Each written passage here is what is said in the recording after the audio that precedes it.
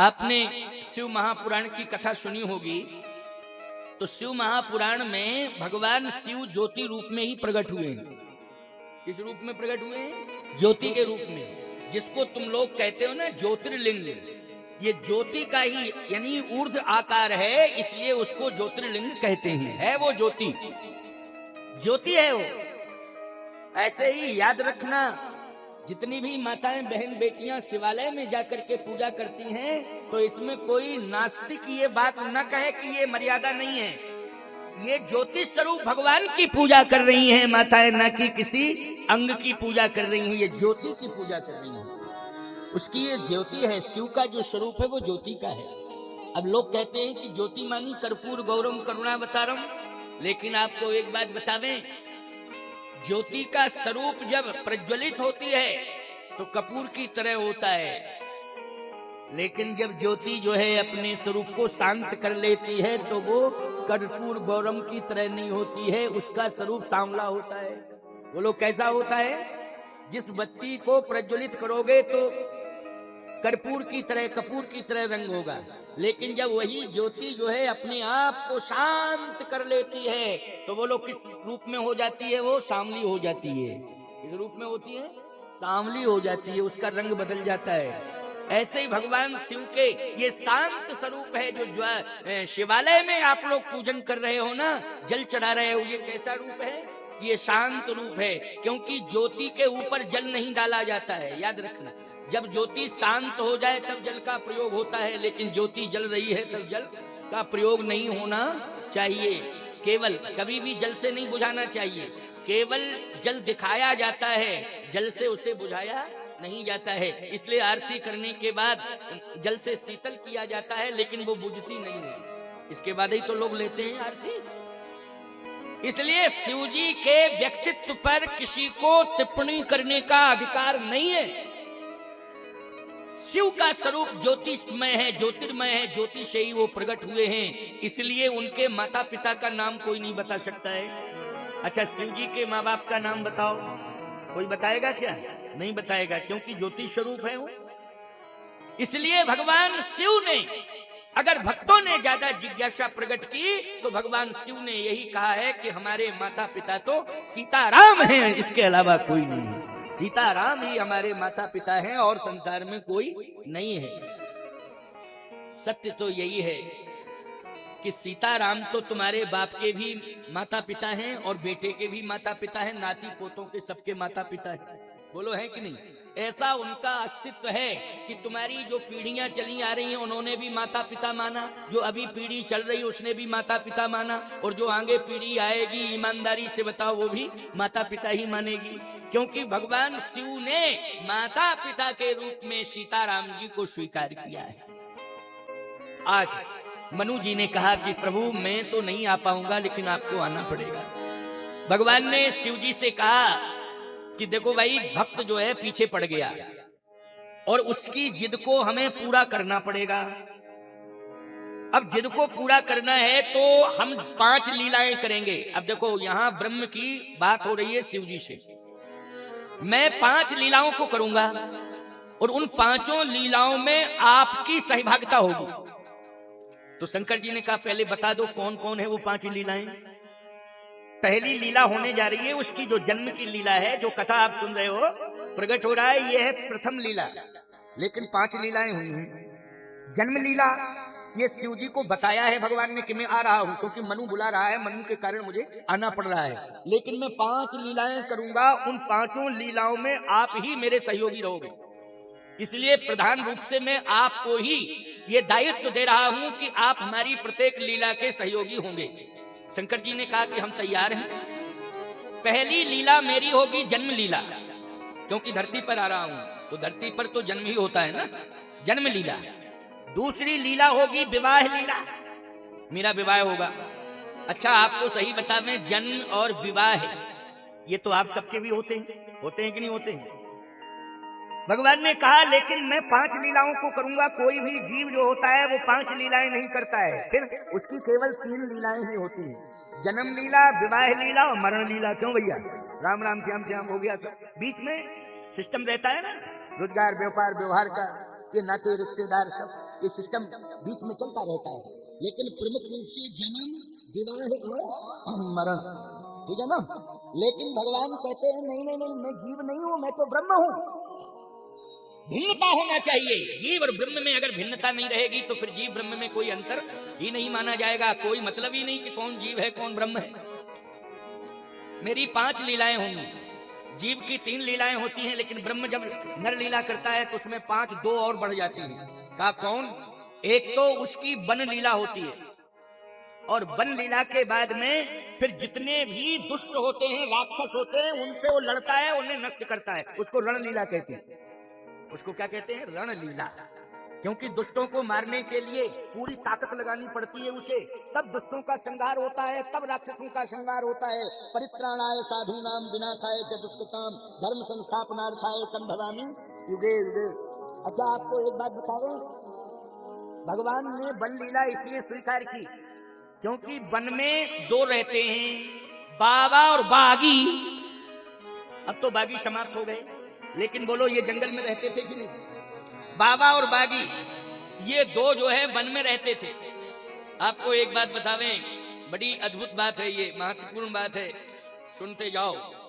क्योंकि आज भगवान 6 सवा 6 बजे आएंगे, उनका जन्म होगा और फिर प्रार्थना होगी, फिर उत्सव मनेगा, फिर जो है एक बधाई 2 बधाई गीत होंगे जन्म के, तो वही टाइम तो रोज का हो जाएगा।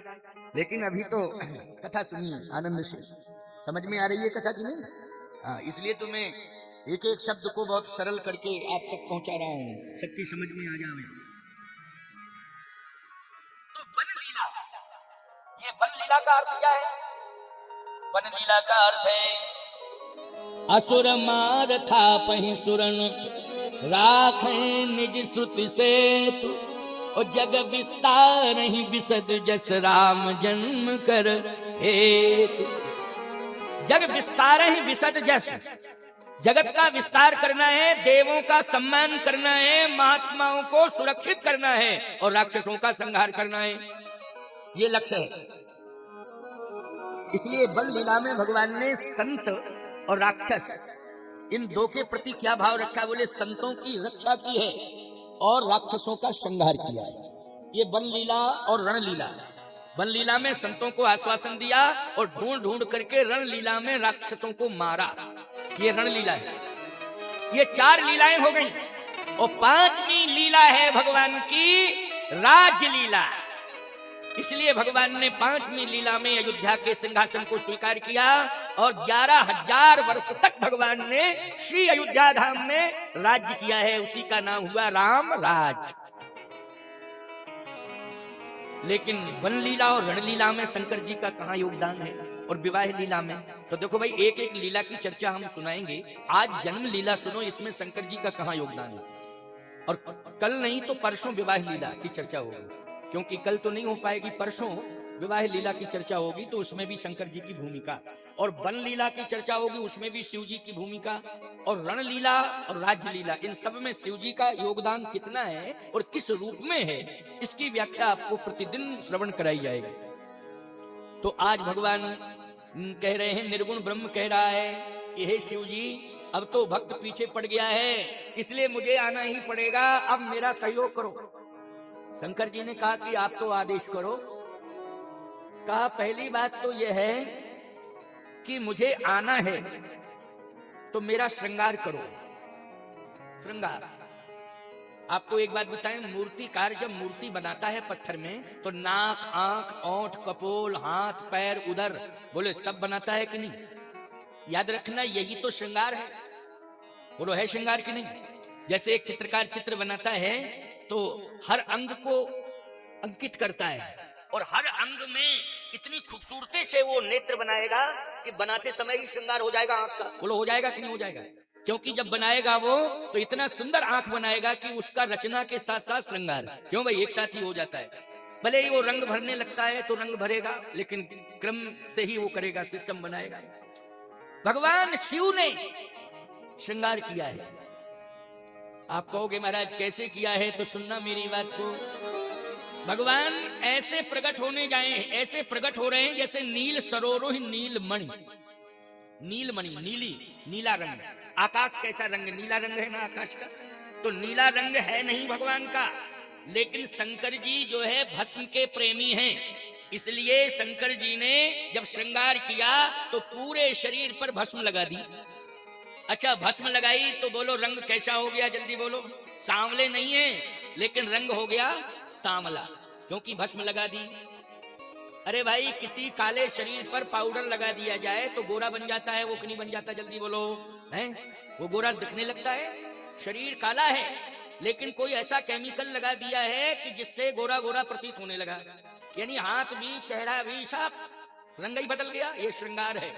ऐसे ही भगवान शिव ने अपने भाव के आधार पर, भावना के आधार पर जैसे ही चिंतन किया तो चिंतन में भस्म लगाई, और जैसे ही भस्म लगाई तो भगवान का शरीर कैसा दिखने लगा, वो निर्गुण ब्रह्म का पिंड ही नील सरोवर नीलमणि नील नीर धर श्याम, नीला नीला पिंड दिखाई देने लगा। अब याद रखना, स्तुति करने लगे, नीलांबुज श्यामल कोमलांगम। ये शिव जी प्रार्थना कर रहे हैं। शिव जी ने जैसी प्रार्थना की भगवान वैसे ही होते गए, है ना, वैसे ही होते गए।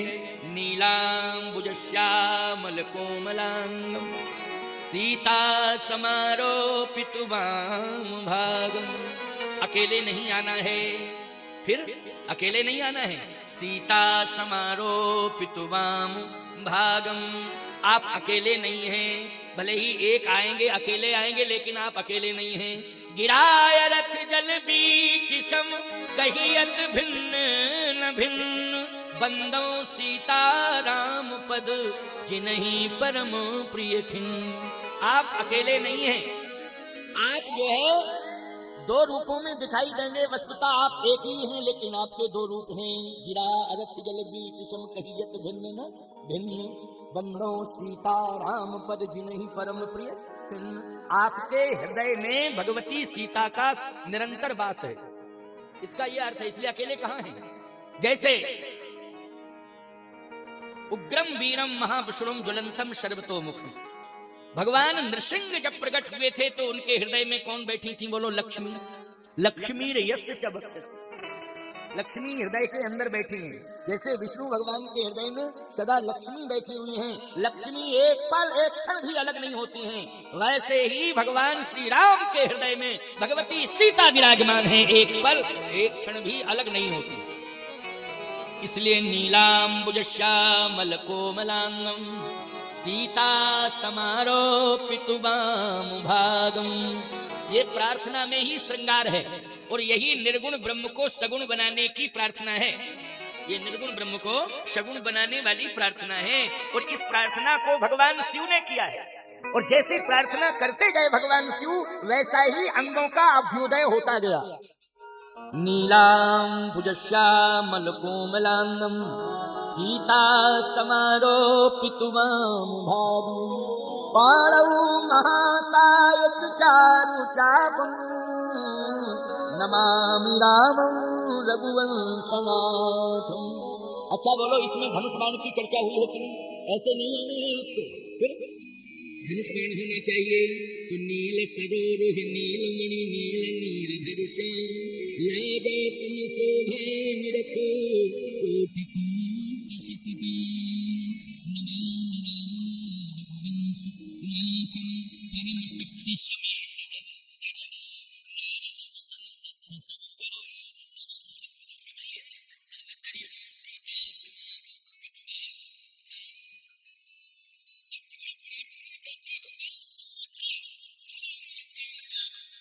शक्ति समर्थ। भगवान का पिंड तैयार हो गया, और उसमें जो जो कल्पना भगवान शिव करते गए, जिस प्रकार के अंगों की और जिस प्रकार के भगवान के शस्त्रों की, वैसे ही चर्चा करते गए, प्रार्थना करते गए, उसी तरह का निर्माण होता गया।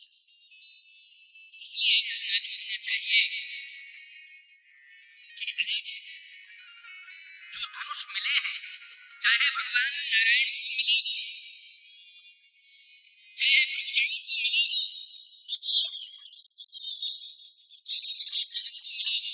उसमें भगवान शिव की भूमिका है। बड़े भाई धनुष में किसकी भूमिका है, जल्दी बताओ? भगवान शिव की भूमिका है। जबकि शिव जी धनुष धारण नहीं करते हैं, लेकिन आपको मालूम है कि राम अवतार में धनुष श्री राम जी के बल से, राम के पहले परशुराम अवतार में धनुष परशुराम जी के बल से जबकि पहचान धनुष ही है, लेकिन बोलो धनुष दिया कि नहीं दिया भगवान को, क्या मतलब है? तो ये धनुष कहाँ से मिला था परशुराम जी को? भगवान शिव से मिला था। भगवान नारायण को कहाँ से मिला? बोले शिव जी से। इसलिए भगवान शिव की भूमिका सबसे बड़ी है। और मैं कहता हूं कि रामा अवतार हो चाहे कृष्णा अवतार हो, भगवान विष्णु की, भगवान शिव की भूमिका सभी के साथ है। भगवान विष्णु के साथ है, भगवान कृष्ण के साथ है, भगवान राम के साथ है, और आपको गजब की बात बताएं, भगवान परशुराम के साथ है। भगवान शिव की भूमिका सबके साथ में है। इसलिए शिव सर्वत्र हैं और सर्वव्यापी हैं। भगवान शिव, ऐसा कोई भी नगर नहीं होगा, गांव नहीं होगा, झोपड़ी नहीं होगी जिसके पास में शिव जी का स्थान ना बना हो। इसलिए इतनी जनप्रियता भगवान शिव को मिली है, इतनी जनप्रियता किसी को नहीं मिली है। अच्छा, मैं कहता हूं कि शिव अभिषेक करें विधि नाना। इक्ष्वाकु वंश में, सूर्य वंश में, रघुवंश में शिव अभिषेक की परंपरा है कि नहीं? भरत जी ने शिव अभिषेक किया। महाराज दशरथ ने सुमिर महेश ही कहा निहोरी, बिनती सुनो सदा शिव मोरी, आशुतोष तुम अवधर दानी, आरत हरहु दीन जन जानी। बोलो शिव जी की भूमिका है कि नहीं? शिव जी कहां नहीं है? इसलिए आज भगवान की 5 लीलाओं में भगवान शिव की बहुत बड़ी भूमिका है, बहुत बड़ा योगदान है, बहुत बड़े सहयोगी हैं भगवान शंकर, भगवान शिव। आज जैसे ही चिंतन किया, प्रार्थना की, वैसे ही निर्गुण के अंग होने लगे। रंग और अंग दोनों ही निकल पड़े, रंग और अंग दोनों ही। अब तो क्या कहना, शक्ति के संग अंग रंग, अपनी आदि शक्ति के संग, परम शक्ति समेत अब तरी। यह है शिव जी का प्रभाव। आपको एक बात बताएं, भले ही हम कहते हैं कि शिव जी भगवान हैं, तुम कहते हो शिव भगवान हैं, लेकिन शिव जी कहते हैं हम भक्त हैं। बोलो शिव जी क्या कहते हैं? जल्दी बोलो, हम भक्त हैं। अच्छा, वही शिव जब हनुमान बने तो हम सब कहते हैं हनुमान हनुमान हनुमान, लेकिन हनुमान जी कहते हैं हम राम भक्त हैं। बोलो क्या कहते हैं हनुमान जी? हम राम भक्त हैं। ऐसे शिव जी कहते हैं हम राम भक्त हैं। तो शिव जी से बड़ा कोई राम भक्त नहीं है, हनुमान से बड़ा कोई राम भक्त नहीं है। वही शिव हनुमान बने हैं। इसलिए शिव और हनुमान में कोई अंतर नहीं है। 11वें रुद्र में भगवान शिव हनुमान बन करके अवतरित होते हैं। तो चाहे शिव रूप में हो तब भी राम भक्त हैं, चाहे हनुमान जी के रूप में हो तब भी राम भक्त हैं। इसलिए उन्होंने भी अपने को भक्त ही माना है। तो हम सबको क्या बनना है? राम जी का भक्त बनना है। समझ रहे हो कि नहीं? इस चक्कर में मत पड़ना कि हम सखा बन जावें, इस चक्कर में मत बनना हम बाप बन जावें। समझ रहे हो कि नहीं? आजकल तो लोग पता नहीं क्या क्या राम जी के गुरुजी बन गए आजकल युग में लोग। क्यों भाई राम जी के गुरुजी? बोले हम तो राम जी के गुरुजी हैं। कोई कहता है कि हम राम जी के दोस्त हैं, मित्र हैं। इन बातों से काम बनने वाला नहीं है प्यारे। अच्छा, अगर तुम हो भी तो ये कहने का विषय नहीं। बोलो अंतर्मन की भावना है। अच्छा सही बताओ, ये कहने का विषय है कि अंतर्मन की भावना है? जल्दी बोलो।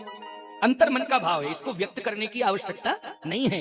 न तो तुम राम जी के मित्र बनने की कोशिश करना, न तुम राम के गुरु बनने की कोशिश करना, न राम के पिता बनने की कोशिश करना। तुम तो राम जी के भक्त बनने की कोशिश करना।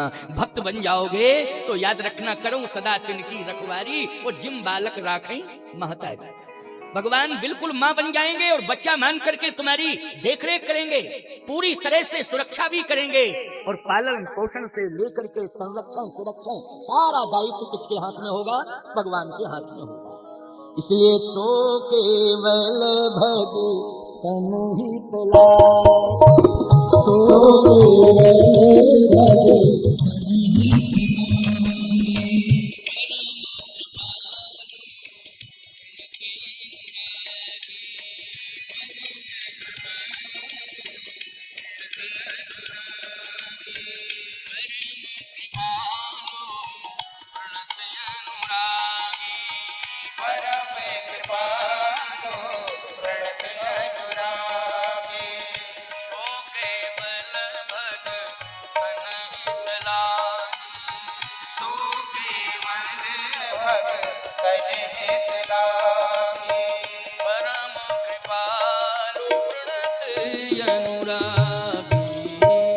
भक्तों के लिए भगवान आते हैं। आज महाराज मनु भगवान का दर्शन करना चाहते हैं, लेकिन दर्शन करने के बाद भावना में परिवर्तन आ गया। क्या परिवर्तन आया? दान शिरोमणि कृपा निधि नाथ कहो सतभाव, चाहो तुम ही समान सुत। इसका मतलब है बाप बनने वाली भावना आ गई। भाई समान सुत ठीक है, आपके समान सुत मिले, तो जब आपके समान सुत मिले, लेकिन कंडीशन ये है राम समान राम निगम कहे, राम के समान केवल राम है, दूसरा कोई है ही नहीं। तो फिर बोलो भाई धर्म संकट आ गया कि नहीं? उस ब्रह्म को ही बेटा बनना पड़ेगा, और जब बेटा बनना पड़ेगा तो मनु क्या बनेंगे? बोलो बाप। इतनी तपस्या करी, इतनी प्रार्थना करी, भगवान निर्गुण से सगुण हो गए, लेकिन डिमांड करी तब क्या करी? बोलो भाई डिमांड में यही कि चाहो तुम ही समान सुत, आपके समान सुत चाहता। भगवान ने कहा बहुत ही होशियारी का प्रश्न हो गया, मेरे समान सुत। समस्या यह है कि राम समान राम निगम कहें, राम के समान केवल राम है। आपको बता दें, दो ऐसे इस धरती पर महाभाग आए कि जिनके समान कोई दूसरा नहीं हुआ। कौन? राम समान राम निगम कहें, और दूसरे भरत भरत समजान। भरत के समान केवल भरत ही हुए हैं, कोई दूसरा नहीं हुआ है, और राम के समान केवल राम हुए हैं, दूसरा कोई नहीं हुआ है। इसलिए भरत राम एक ही अनुहारी, सहसा लख न सकहीं नर नारी। भरत के समान भरत हैं, राम के समान राम हैं, इसलिए राम और भरत एक ही हैं प्यारे। बस अंतर इतना है कि ये क्षीर साई विष्णु हैं भरत, और श्री राम बैकुंठाधिपति विष्णु हैं। बैकुंठ में निवास करने वाले विष्णु राम हैं, और क्षीर सागर में निवास करने वाले विष्णु क्या है? भरत हैं। इसलिए भरत क्या है? समुद्र हैं, और राम क्या है? हिमालय है। तो हिमालय का संबंध किससे है? हिमालय का संबंध प्यारे होता है ऊंचाई से, और समुद्र का संबंध होता है गहराई से, क्योंकि क्षीर सागर का संबंध गहराई से और बैकुंठ का संबंध ऊंचाई से। इसलिए इतना ही अंतर है और कोई ज्यादा अंतर नहीं है। अब आगे की बात सुनो, बड़ी महत्वपूर्ण है, बहुत बढ़िया बात। चाहो तुम्हें समान सुत, भगवान ने कहा इसका मतलब है कि हमें पुत्र बनना पड़ेगा। तो आपको हम पिता बनाएं, आपका मैं पुत्र बन जाऊं, आपके मन में यही इच्छा है। महाराज मनु बोले नहीं नहीं, ये इच्छा नहीं है, आपके समान पुत्र मिले। हमारी इच्छा थोड़ी कि हम आपके बाप बन जाए, आपके समान पुत्र मिले। प्यारे बात तो यही है। महाराज मनु को उत्तानपाद जी मिले। निश्चित रूप से उत्तानपाद का जीवन विवादित हुआ, क्योंकि सुरुचि और सुनीति के कारण। बोलो सुनीति और सुरुचि के कारण। दो पत्नियां हैं ना, कौन कौन है दो पत्नी? एक तो सुनीति है, दूसरी सुरुचि है। इन दोनों में विवाद हो गया। सुरुचि जो है वो रुचि से संबंधित डिमांड करती रहती है, यश वैभव से प्रभावित रहती है, लेकिन सुनीति जो है वो नीति धर्म और सत्य इन पर आश्रित है। बोलो है कि नहीं? इसलिए आपको एक बात बतावें कि कहीं ना कहीं उत्तानपाद का जीवन विवादित हो गया, और मुझे लगता है कि दो पत्नी वालों का जीवन विवादित ही होता है ज्यादातर। मुझे तो ऐसा लगता है, खैर हमें कोई अनुभव नहीं है, हम तो छोटी उम्र से ही साधु बन गए, हमको ये सब अतनी पत्नी के बारे में कुछ पता ही नहीं है, क्योंकि हमें पत्नी नहीं मिली, हमें तो पत्तल मिली। हाँ, भंडारों में पत्तल, शुरू से ही पत्तल भंडारे। साधु रहे, अच्छा साधु को क्या मिलता है? बोलो पत्तल ही मिलती है कि नहीं मिलती? भंडारों में रहे भैया, खूब भंडारे पाए हैं। वो भंडारों का संबंध थाली से नहीं होता है, पत्तल से होता है। पत्तल पर यदि प्रसाद ग्रहण कर रहे तभी भंडारा है, वो याद रखना, तभी वो क्या है? भंडारा है। और यदि आप पत्तल पर भोजन नहीं कर रहे हैं तो भंडारा नहीं है। आजकल सिस्टम चल गया, पॉलीथिन में बांधो, घर ले जाओ। बोले क्या है? बोले भंडारा है, ये लटकता हुआ चला जा रहा है भंडारा, रास्ता में दिखाते चले जा रहे हो, देखो क्या है? बोले भंडारा है। अरे भाई पत्तल वाला सिस्टम, प्रसाद को ग्रहण करो। पत्तल की बड़ी महिमा है प्यारे। आपको सही बतावें, यज्ञ वेदिका पर जब आप यजमान बन के बैठते हो तो साकिल किस पर रखी जाती है? जल्दी बोलो। पत्तल पर साकिल होती है कि नहीं होती है? लेकिन पत्तल का अर्थ है कि पलाश का पत्ता होना चाहिए। किसका होना चाहिए? पलाश का ही पत्ता होना चाहिए। वो पत्तल है जिस पर हविष्यान्न रखा हुआ है, बड़ी महिमा है उसकी। तो ये नहीं है कि सोने चांदी के पात्र हूं। मैं कहता हूं कि सोने चांदी के पात्र से भी ज्यादा पवित्र जो है पलाश के पत्तों की पत्तल होती है प्यारे। इसलिए पत्तल पर जो प्रसाद ग्रहण किया जाता है वही भंडारा माना जाता है, वही है प्रसाद।